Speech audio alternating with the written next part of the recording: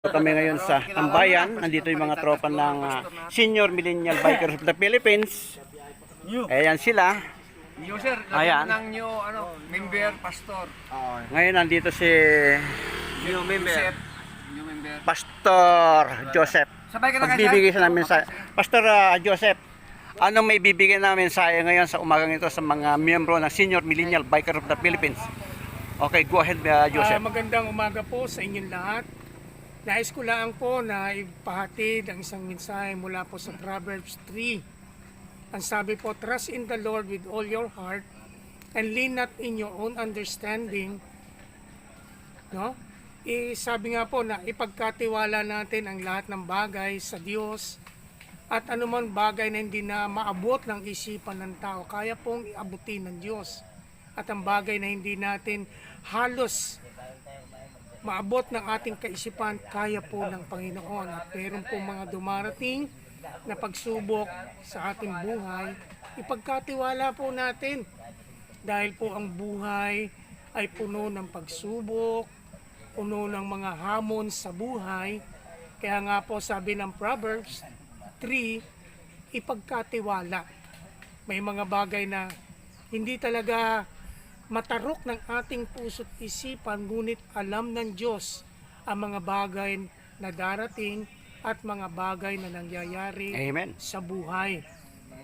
Ini-encourage tayo ng Panginoon, matutunan nating magtiwala.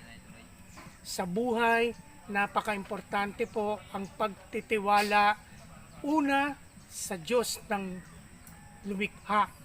Ang Diyos ng lumikha ng langit at lupa, ang Diyos din na nagkatawang tao at nabayubay sa krus ng Kalbaryo, siya rin po ang Diyos na ating kikilalaning, Jesus, Panginoon na tagapagligtas ng ating buhay. Ipagkatiwala po natin sa Kanya ang buhay, ang kinabukasan, ang trabaho, ang physical condition, at anumang karamdaman meron kang dinaranas, kapatid.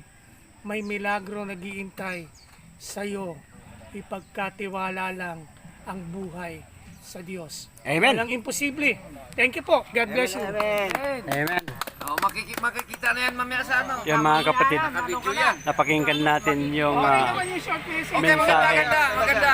ni Pastor Joseph. Vice President, lahat makita ng isang member. Kaya kailangan talaga De La Cruz, na ipagkatiwala natin sa Diyos ang ating buhay. Huwag nating ipagtiwala sa sarili. Kailangan sa Diyos lahat. Kasi siya magbibigay sa atin ng direksyon sa ating buhay. Huwag nating ipagyabang ang ating nalalaman. Yun sa Proverbs chapter 3 na sinabi niya, hanggang 5, na huwag nating ipagyabang yung ating nalalaman dahil ipagkatiwala natin lahat yan sa Panginoon Diyos. Amen. Amen. Yun lang. Amen.